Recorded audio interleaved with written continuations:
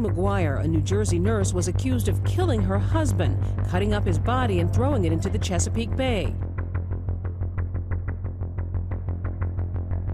Were different parts of the body. So in one suitcase, there was kind of a torso with the arms and head still attached. In the second suitcase, there was the pelvis area, and in the third suitcase, there was really the legs down.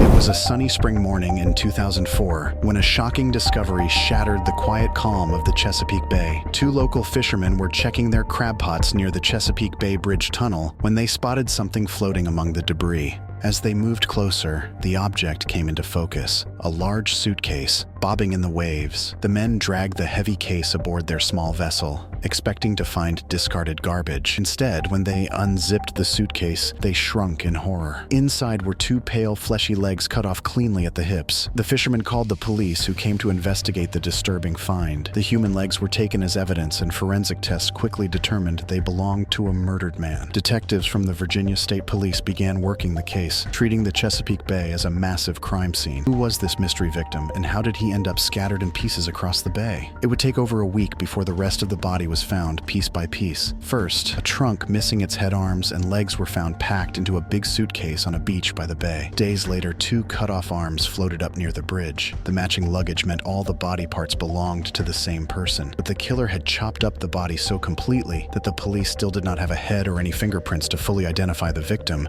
The investigation grew more intense, and detectives started passing around a computer reconstruction of the victim's face based on his cut-off head. Eventually, a co-worker of the man recognized him as Bill McGuire, a 39-year-old computer programmer living in the suburbs of Woodbridge, New Jersey, with his wife and two little sons. On the surface, the McGuires seemed an unlikely couple to be at the center of such a horrific murder mystery. Their neighbors described them as quiet and polite, often seen playing with their boys in the yard or heading off to church on Sundays. Melanie McGuire was an attractive with brown hair in her early 30s who worked as a nurse at a local fertility clinic. Her husband Bill was a tall, handsome Navy veteran who was attentive on his wife and family. The McGuires had been high school sweethearts who reunited later in life. After marrying in 1999, they settled down in a Woodbridge apartment while saving up to buy a big house with a yard. But behind this perfect-looking face, investigators soon found out there was a messy web of lies and disloyalty. Melanie had been cheating on her husband for years with a doctor from the clinic where she worked. She was growing bored of being a housewife and was angry about Bill's small IT salary, which kept her from living the fancy lifestyle she thought she deserved. When the doctor broke things off, Melanie looked for a more extreme solution. On the night of April 28, 2004, while her boys were sleeping, Melanie mixed sedatives into a drink and gave it to her husband. Once Bill passed out, she took out a newly bought handgun and shot him execution-style 3 times. She used a pillow to cover the noise, then dragged his flaccid body into the bathtub where she spent hours chopping it up neatly and precisely. Melanie packed the body parts she had chopped off into the biggest of their matching Kenneth Cole suitcases, throwing clothes and personal items in too. At dawn, she raised the heavy cases into the trunk of her car and drove 60 miles to throw them off the Chesapeake Bay Bridge, hoping the strong currents would pull the evidence out to the ocean. Over the next few weeks, police followed the evil trail of clues back to Melanie. Store receipts showed she had bought the suitcases along with the gun and special hollow point bullets used to kill her husband. Her Ease Pass toll records showed her car driving out of state alone just 2 days after the murder. Security camera footage from an Atlantic City hotel showed her driving Bill's car in the middle of the night around the time he died. Most damning of all, bullets recovered from Bill's body had fibers embedded in them that matched the cushions of the living room couch in the McGuire's apartment.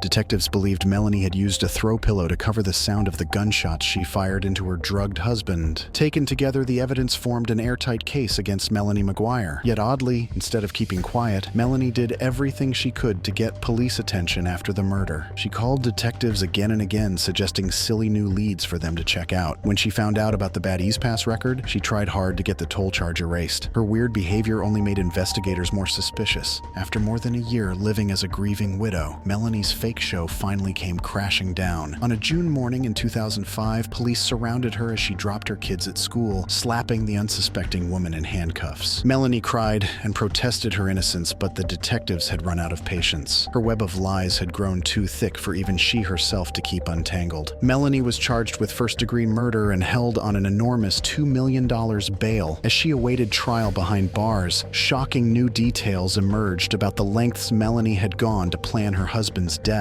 A used syringe found in her car indicated she had likely stolen prescription sedatives from the fertility clinic to attack Bill. The chopping up of the body seemed done very skillfully, suggesting she used surgeon's knives and medical saws from her workplace. For 3 long years, the legal case dragged on with Melanie stubbornly maintaining her innocence, right up until the murder trial finally began in March 2007. Her defense lawyers claimed that Bill had become suicidal over gambling debts, and even said Atlantic City mobsters might be responsible for killing him. But no one believed the unrealistic story. After a month of witness statements, the jury fully agreed that Melanie was guilty of murdering her husband in cold blood. They agreed the prosecution had painted a very clear picture of a greedy, cheating wife who killed her husband for money and lifestyle, then chopped up his body to hide the crime. Melanie McGuire was sentenced to life in prison without a chance of getting free. The horrific murder captured the attention of the national press, with the media dubbing it the Suitcase Murder. The case inspired true crime books and television shows examining the psychology that drove a seemingly normal wife and mother to commit such a violent act. Melanie keeps saying she is innocent from prison, filing appeal after appeal, but so far, after 15 long years, the guilty verdicts have stuck. For the devastated friends and family Bill McGuire left behind, the awful saga remains an unhealed wound. The cruel violence of the murder left the community shaken, realizing that uncontrolled jealousy and greed can turn the wife into a monster. The Suitcase Murder serves as a reminder that we can never truly know someone's inner darkness until it is too late. Melanie McGuire hid her capacity for evil under the face of a loving wife and parent, but when temptation arose, a vicious killer emerged from inside that no one had expected. Where once a happy family lived and laughed together, now only shadows remain, ghosts of a tragedy that resonates still today.